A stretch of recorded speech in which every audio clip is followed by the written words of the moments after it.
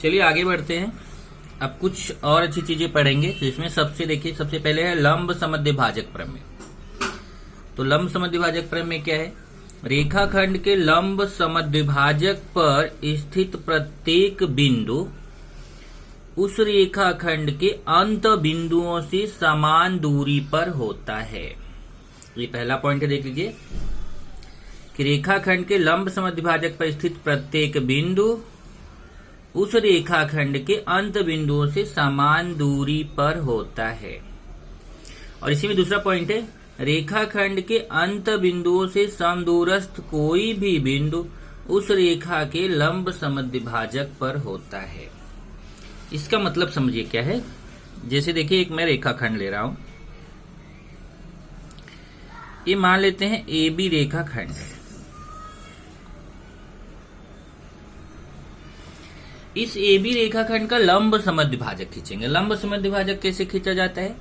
ए पर राउंडर रखेंगे, आधे से अधिक त्रिज्या लेके दोनों तरफ चाप काटा जाता है। फिर उसी त्रिज्या से बी पर रख के दोनों तरफ चाप काटा जाता है और फिर उसको मिलाया जाता है। तो ऐसे देखिए, ऐसे लंब समद्विभाजक आता है। ऐसे ये हो जाता है लंब समद्विभाजक। ये लंब समद्विभाजक की खास बात क्या होती है कि एक तो ये इस पे लंब होता है ए बी पर, और दूसरा समद्विभाजक मतलब इसके दो समान भाग करता है। ये दो खास बात इसके अंदर होती है लंब समद्विभाजक के। मतलब ए बी का ये देखिए, ये लाइन लंब समद्विभाजक है। मतलब ये क्या कर रहे हैं?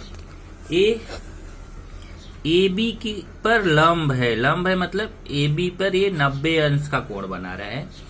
और साथ ही देखिए, यहां समान निशान बनाएगा। जो निशान इधर बनाया गया वही इधर। मतलब अगर मैं यहां पर इस बिंदु को नाम दे दूं M, तो AM और MB दोनों समान हैं। मतलब ठीक बीच से जाता है पॉइंट। तो इसको बोला जाता है लंब। लंब क्यों बोला जाता है? क्योंकि 90 अंश का कोण बनाता है। समद्विभाजक क्यों बोला जाता है? क्योंकि ये दो समान भाग करता है। अब ये लंब समद्विभाजक प्रमेय में क्या बताया गया? लंब समद्विभाजक प्रमेय में बताया गया है कि अगर मान लीजिए ये लंब समद्विभाजक है, इस लंब समद्विभाजक पर अनंत बिंदु हैं, क्योंकि ये इधर ऊपर की तरफ भी असीमित है, नीचे की तरफ भी असीमित है, अनंत तक जाएगी। तो हम इस पर कहीं पे भी कोई बिंदु ले सकते हैं। मान लो हमने एक बिंदु यहां पे ले लिया, ऐसे इसको नाम दे दिया P। तो लंब समद्विभाजक प्रमेय क्या बोलता है कि लंब समद्विभाजक पर स्थित कोई बिंदु जितनी दूर A से रहेगा उतनी दूर B से रहेगा। मतलब अंत बिंदु कौन है? ए बी का अंत बिंदु, इधर एक अंत बिंदु ए है, दूसरा इधर बी है। तो ये क्या बोलता है कि लंब समद्विभाजक पर जो बिंदु स्थित है वह बिंदु जितनी दूर ए से रहेगा उतनी दूर बी से। मतलब PA बराबर PB। और ये दूसरा पॉइंट क्या बोलते हैं कि अगर मान लीजिए कि ये लंब समद्विभाजक न खींचा जाए और P बिंदु ऐसा लिया जाए कि PA बराबर हो PB के, तो अगर आप लंब समद्विभाजक खींचोगे तो बिंदु P से ही होकर जाएगा। मतलब इस पूरे पॉइंट का यही मतलब है कि लंब समद्विभाजक पर अगर बिंदु रहेगा तो वहां से जितना दूर A रहेगा उतना दूर B रहेगा। आप कहीं पे भी ले सकते, देखिए यहां लीजिए, यहां लीजिए, यहां और ऊपर चले जाइए, कहीं से भी लेके मिलाएंगे, हमेशा PA इक्वल टू PB होगा। दूसरा ये देखिए, मैं नीचे से ले सकता हूं। जैसे मैं यहां ले लेता हूं, यहां मैं ले लेता हूं पॉइंट Q, बिंदु Q ले लिया। अब यहां से जब मैं QA को मिलाऊंगा और QB को मिलाऊंगा तो जितनी लंबाई QA की रहेगी उतनी ही लंबाई QB की रहेगी। मतलब QA इक्वल टू QB। ये लंब समद्विभाजक कौन है? PQ लंब समद्विभाजक है। तो PQ पर स्थित कोई भी बिंदु रहेगा वो A और B से हमेशा समान दूरी पर रहेगा। इसको बोला जाता है लंब समद्विभाजक का प्रमेय। आगे देखिए है कोण समद्विभाजक का प्रमेय। अब कोण समद्विभाजक का प्रमेय क्या है? कोण समद्विभाजक का प्रमेय है कि कोण के समद्विभाजक पर स्थित बिंदु उस कोण की भुजाओं से समदूरस्थ होता है। समदूरस्थ का मतलब होता है, देखिए कहीं पे अगर ये शब्द आता है समदूरस्थ, इसका मतलब समान दूरी पर होता है। तो कोण के समद्विभाजक पर स्थित बिंदु उस कोण की भुजाओं से समदूरस्थ होता है, अर्थात समान दूरी पर होता है। इसको समझिए जरा। जैसे मैं ये देखिए एक कोण बना रहा हूं,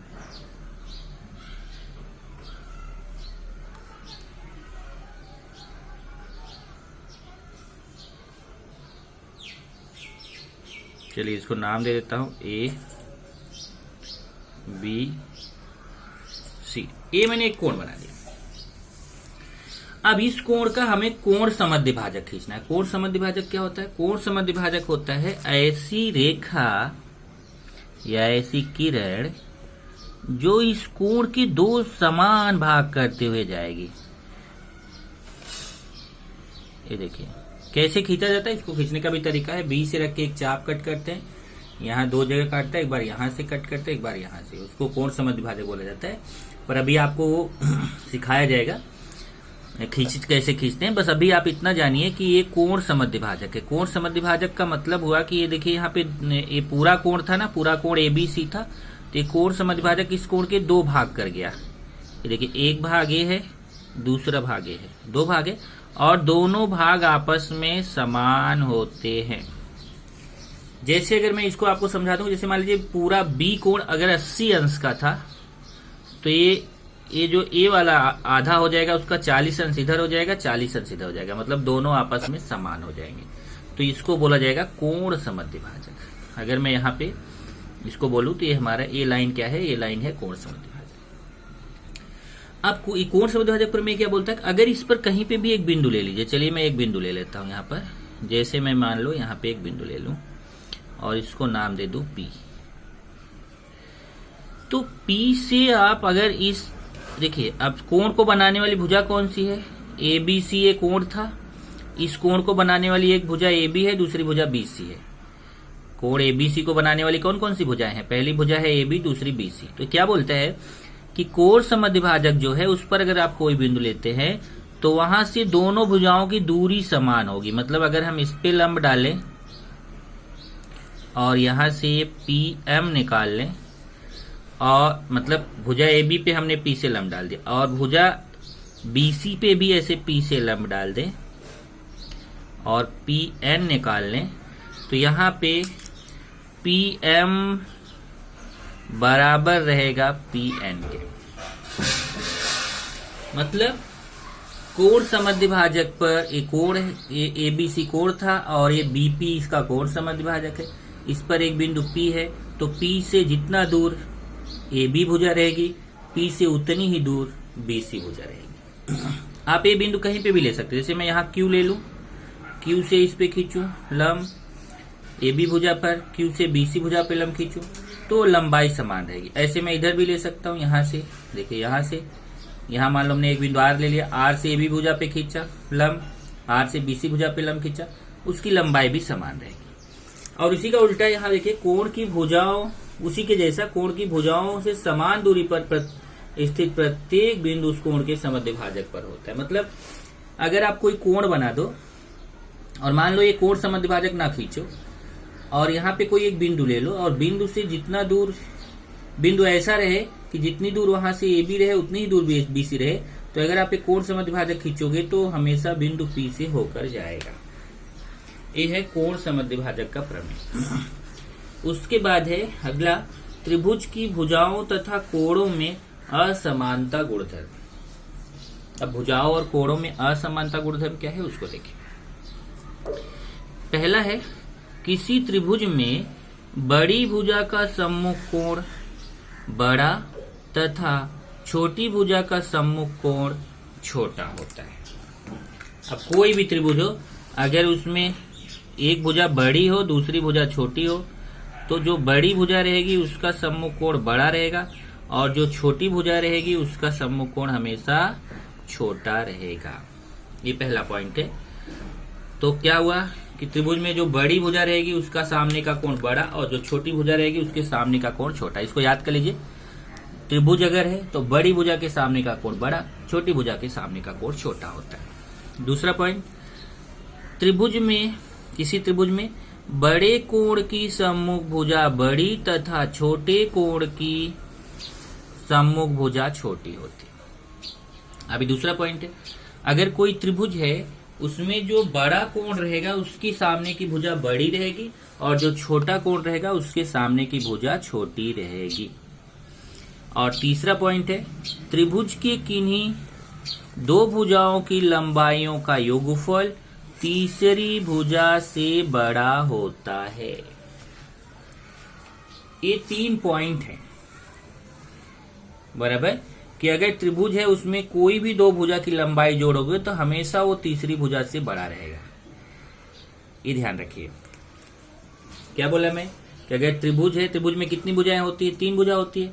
तो उन 3 भुजा में से अगर कोई भी दो भुजा जोड़ोगे, उन दो भुजाओं की लंबाइयों का योगफल हमेशा तीसरी भुजा से बड़ा रहेगा। इस पे ही डिपेंड आपका है प्रश्न संग्रह 3.4। ये देखिए प्रश्न संग्रह 3.4, इसका पहला क्वेश्चन देखिए।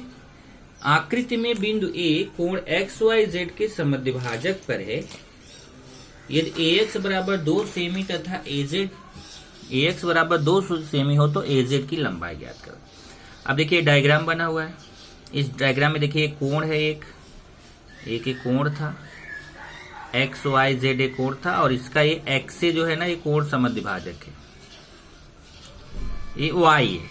ये देखिए XYZ एक कोण था और ये Y है, इसका कोण समद्विभाजक है। यहाँ लिखा देखा आकृति में बिंदु A जो है वह कोण XYZ जो है ना उसके कोण समद्विभाजक पर स्थित है। मतलब ये कोण समद्विभाजक हो गया XY है।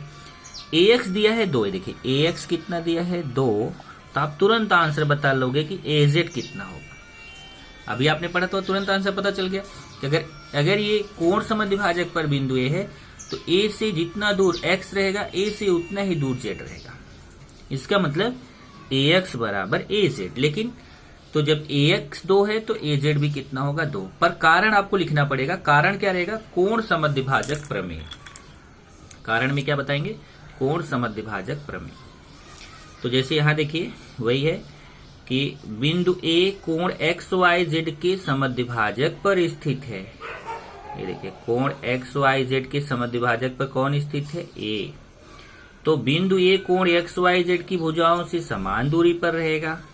ये जो इसका मतलब ये जो बिंदु A है, ये जो कोण XYZ है उसकी भुजा XY और भुजा YZ से समान दूरी पर रहेगा। कौन से प्रमेय से? कोण समद्विभाजक प्रमेय से। ऐसा ब्रैकेट में आपको कारण लिखना पड़ेगा कि कौन से प्रमेय से हमें जानते हैं? कोण समद्विभाजक प्रमेय से। इसका मतलब AX बराबर हो जाएगा AZ के। तो जब AX का मान 2 है, 2 सेमी है, तो AZ का मान भी कितना हो जाएगा? 2 सेमी हो जाएगा। तो AX का मान कितना है? 2 सेमी। तो AZ का मान भी कितना हो जाएगा? 2 सेमी। ये हो गया कौन सा प्रमेय? कोण समद्विभाजक। सेम ऐसे ही देखिए दूसरा क्वेश्चन भी है। दूसरा है आकृति में कोण RST 56 अंश है। देखिए कोण RST जो है वो 56 अंश है। रेख PT लंब है किरण ST पर। ये PT जो है ST पर लंब है और PR जो है वो SR पर लंब है। रेख PR सर्वांगसम है PT के। बोल रहा है कि जो PR है वो PT के सर्वांगसम है। तो कोण RSP का माप ज्ञात करो। हमें कोण RSP मतलब ये देखिए ए वाले कोण का माप निकालना है। ये पूरा कोण 56 अंश है और हमें ये वाला निकालना है। तो आप इजीली बता सकते हैं कितना होगा।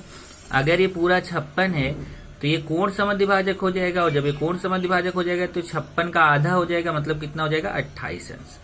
वही चीज यहाँ पे समझाया। देखिए रेख PT लंब है किरण ST पर दिया है। देखिए PT लंब है किरण ST पर, ये प्रश्न में दिया है। रेख PR लंब है किरण SR पर, ये भी दिया हुआ है। रेख PR सर्वांगसम है PT के। देखिए PR सर्वांगसम है PT के, ये भी प्रश्न में दिया हुआ है। तीनों चीजें दिया है। इसका मतलब PR बराबर हो गया PT के। देखिए PR सर्वांगसम, सर्वांगसम का मतलब क्या होता है? उसकी लंबाई समान। तो अगर PR सर्वांगसम है PT के मतलब PR की लंबाई PT की लंबाई के बराबर हो जाएगा। तो इसका मतलब हो गया कि बिंदु P कोण TSR की भुजाओं से समान दूरी पर है। मतलब बिंदु P जो है वो कोण TSR की भुजा TS और भुजा SR से समान दूरी पर हो गया। और जब समान दूरी पर हो गया इसका मतलब बिंदु P जो है वह कोण TSR के लंब समद्विभाजक पर है। बिंदु P कोण TSR के समद्विभाजक पर, लंब समद्विभाजक नहीं, कोण TSR के समद्विभाजक पर है।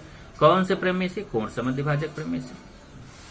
अब जब ये पूरा कोण RST 56 अंश है तो कोण PSR उसका आधा होगा। ये देखिए कोण RST 56 अंश है तो कोण RSP कितना हो जाएगा? RST का आधा।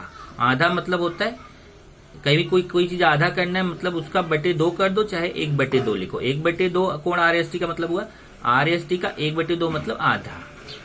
तो कोण RSP देखिए यहाँ पे कोण RSP बराबर 1/2 और यहाँ गुणा छिपा हुआ है, गुणे RST का मान कितना है? 56। देखिए RST का मान 56 रख दिया, 2 से इस 56 को काट दिया तो कितना आएगा? 28। 28 × 28 तो कोण RSP का मान कितना आ जाएगा? 28 अंश।